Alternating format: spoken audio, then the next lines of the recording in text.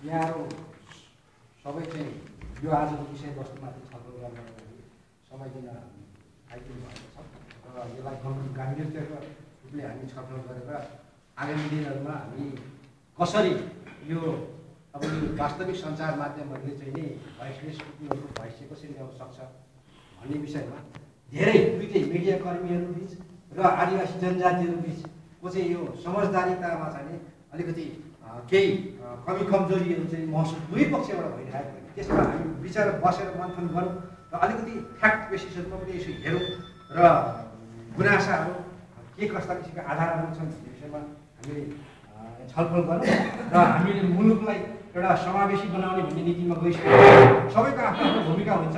त्यसमा हाम्रो आफ्नो भूमिकाहरू के गर्न सक्छ भन्ने विषयमा पनि चर्चा गरौँ भन्ने उद्देश्यले यहाँ के अरे हाम्रो यताको उसमा national dialogue workshop increasing IT access in media भन्ने किसिमको यहाँनिर छ। यसको चाहिँ सञ्चार माध्यमहरूको कसरी आइटीहरू कसरी पहुँच बढाउने भन्ने कुरो हो र यता मेरो उसमा चाहिँ आदि जनजातिका सवालहरू समझदारीता अभिवृद्धि भन्छु मूलधार समझदारीता डेभलप भयो भने चाहिँ हाम्रो एक्सेसहरू हुन्छ भन्ने हिसाबले मैले यो टाइटल यसमा फोकस गरेको छु र गभर्मेन्टलाई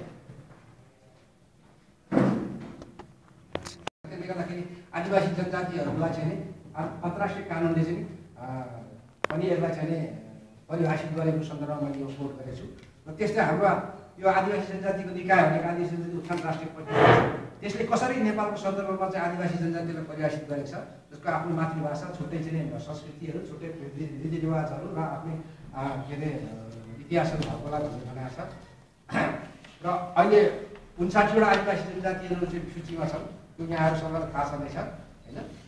त्यसमध्येमा पनि अब अहिले पछिल्लो समयमा चाहिँ 2065मा चाहिँ आदिवासी जनजाति सूची परिमार्जन उच्च स्तरीय आयोग चाहिँ डाक्टर ओम गुरुङकोमा बस्नु भएको छ। उसले 25वटालाई फेरि थप गरेर जम्मा 81वटा सिफारिस गरेको छ। त्यो 25वटाको नाममा ल्याउँछ हो र त्यसमा पनि नपरेका तर त्यो आदिवासी जनजाति उत्थान राष्ट्रिय प्रतिष्ठानले जुन मापदण्ड तयार गर्छ आदिवासीको त्यो मापदण्डहरू चाहिँ हामी पुगेको छ हाम्रो समुदायमा तर पनि हामीलाई चाहिँ न प्रतिष्ठानको सूचीमा न डाक्टर ओम गुरुङको सूचीमा त्यस कारण हामीले पनि पाउनुपर्छ भनेर दाबी गर्ने समुदायहरूको नाम पनि मैले तयार राखेको छु। किन हामी समावेशीको कुरा गर्दै गएपछि सबै आवाजहरूले के कसरी उठिरहेको छ भन्ने त्यो सञ्चार माध्यमले जानकारी आवश्यक छ भन्ने हिसाबले मैले राखेको छु।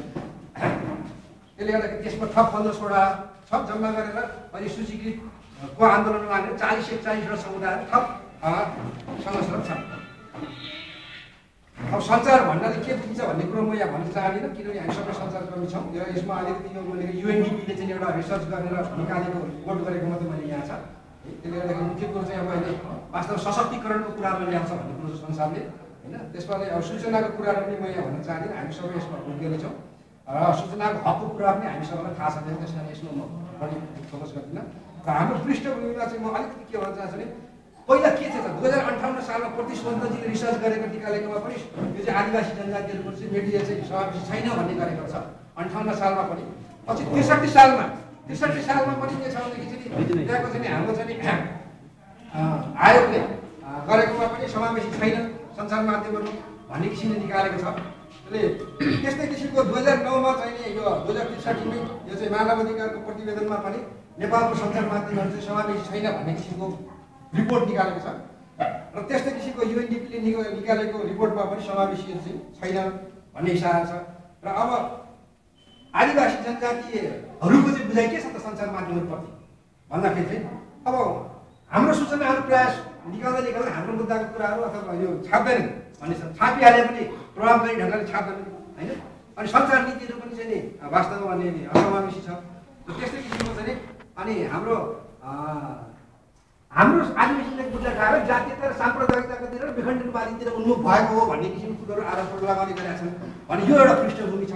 यसरी बुझाइ छ आदिवासी जनजातिहरूको सञ्चार माध्यमप्रति। अनि त्यसको लागि चाहिँ अब के छ त भन्दाखेरि अब हामीले अलिकति यो रिसर्च यो फोनिक्सले नै 2070 साल माघको 1 देखि 15 दिनमा एउटा गरेको जुन छ मिडियाको मूल आम